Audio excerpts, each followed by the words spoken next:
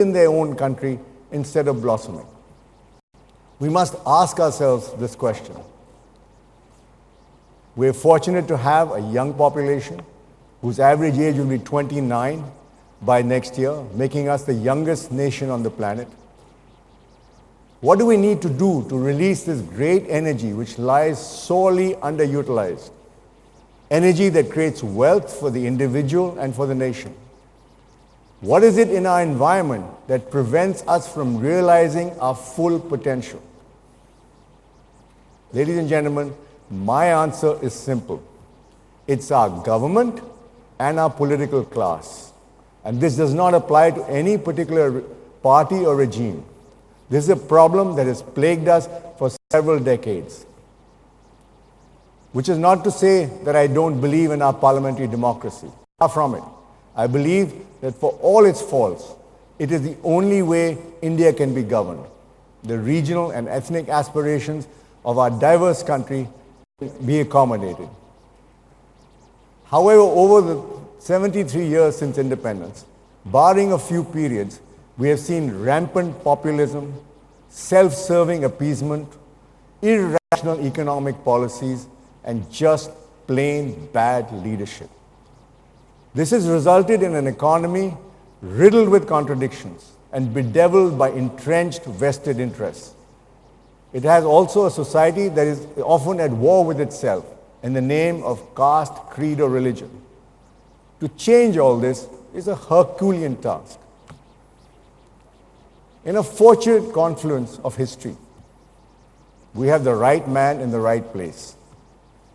He can fix things if he wants to. He is the supreme leader of the party and his government. We know that he has the courage to take bold decisions. He's willing to go to places where other politicians fear to venture. Look at what the Swachh Bharat Abhiyan has achieved. India could declare itself open defecation free by the end of this year. He's a visionary, he's a doer, he's a master communicator. He wants to change India whether you like it or not. The person I'm talking about, of course, is none other than Prime Minister Narendra Modi. In 44 years in journalism, I haven't seen a leader like him. Let me at this point quote to you an academician, Bhanu Pratap Mehta, a person who is no admirer of Modi, but he has caught the essence of the Modi phenomenon. And he writes, even his, and listen to this carefully, even his staunchest critics have to acknowledge that he has made himself an inescapable figure. Someone who has colonized our consciousness so much that even criticism only serves to underscore his importance and reinforce his imaginative hold. His triumph is not what he does, it is that he is the focal point of everything we do. With this kind of standing, there's no limit to what this Prime Minister can do. And I'm glad to see that the Prime Minister recognized the problem that it is the government. In his Independence Day speech, he said, and I quote, "I repeatedly exhort my officials that after so many years of independence, can we not do something about cutting down red tape and reducing the involvement of the government in the daily life of the common man?" Now all he has to do is walk the talk. Here are my two humble suggestions how this can be done. Firstly, any economic policy must be within an ideological framework. Once you commit to a core belief, the rest will fall in place. The policies will also be coherent and not ad hoc. Their core belief is in one word. It is the market. What do I mean by this? What I mean is, let market forces sort out economic issues. I believe if you want to keep the government out of people's way, you need to believe in the marketplace. Government policy should be framed keeping this in mind. Let competition, not government fiat, reduce prices. Let consumers decide at what price point they want to buy. The marketplace can be cruel at times, but that's how you get new industries, new products, and innovation. That is how you get a vibrant economy. The consumer is king, not the government. For example, the government controls the prices of much of agricultural produce, of fertilizers, has price controls over 300 drugs, 24 medical devices, and even cable channels. Is this all necessary? The government's job is to set standards, prevent malpractices and monopolies. It should do this and step aside. It should encourage competition rather than restrict it. Instead, the government does not trust the markets to do their work. The PM also made a very significant statement in his Independence Day speech, and I quote, "The need of the hour is to recognize and encourage the wealth creators of our nation. They should receive more honor. If wealth is not created, wealth cannot be distributed." So wealth should not be a dirty word in India. Look at the suspicion and automatic distrust they are looked at. Tax terrorism, jail terms for the smallest deviations, super taxes, lookout notices without warning the person. Such measures have no place in a society that respects entrepreneurship. If this change in mindset percolates down the government system, it will probably lead to the unleashing of animal spirits that the government so desperately wants to revive. One eminent banker put it to me quite well. He says, if you have a stained, torn shirt, what do? You repair the tear, you wash and clean the shirt, but you don't lose the shirt. The government should remember this. While cleaning the system, we should not lose our shirt. Having said that, I would urge India's rich to introspect as well. We are drowning in stories of corruption, crony capitalism, NPAs, and willful defaulters. With great freedom comes great responsibility. We cannot argue for a free market if the very idea of the market is distorted by malpractices. I would also urge everyone to remember what is perhaps the most shameful statistic in India. The top 1% of this country owns more than 50% of its wealth. Such consolidation of wealth is not only obscene, it is also myopic. If prosperity is not passed on, it can only result in a stagnant and unhealthy economy. We cannot speak of India's demographic dividend, but refuse to pay the dividend. My second suggestion is that if you want to minimize government intervention, you have to begin at home. That is, reduce the number of ministries in the central government and in the state governments.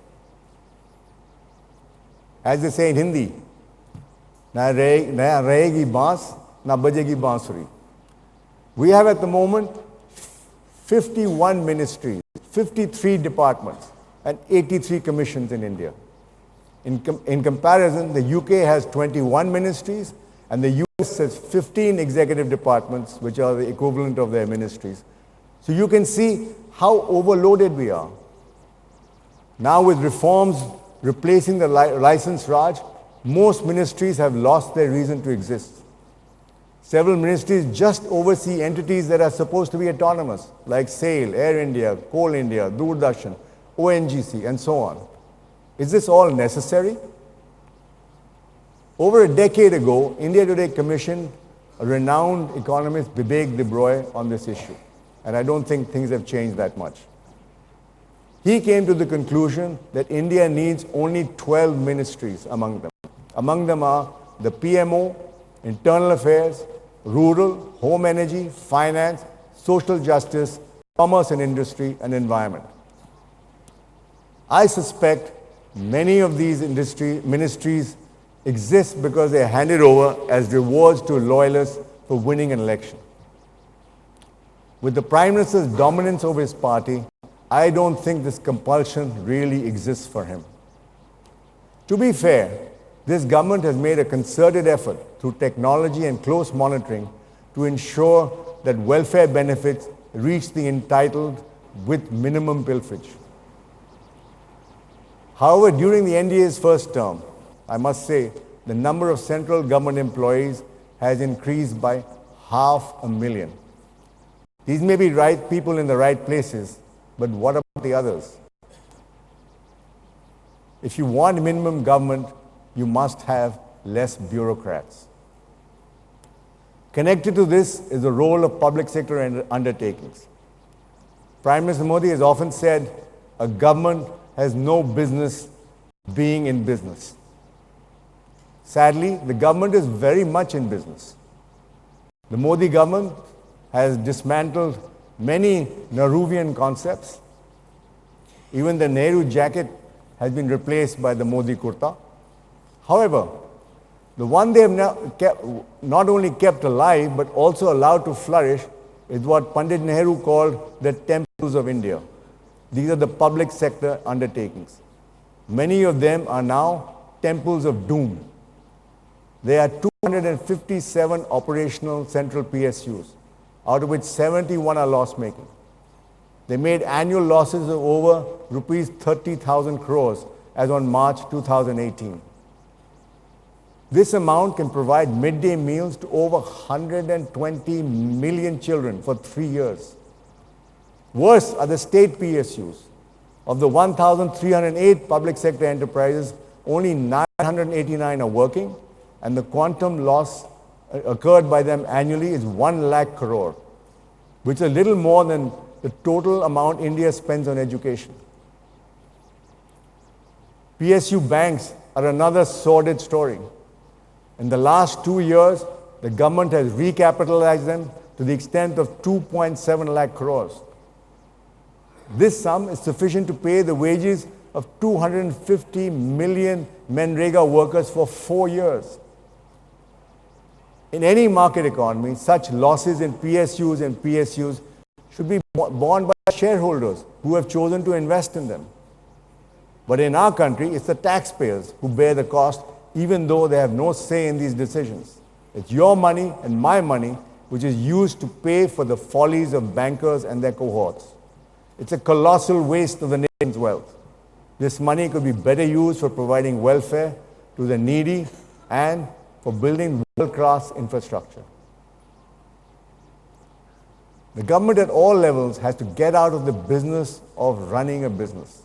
It must realize that continued control of businesses will mean the kiss of death for them.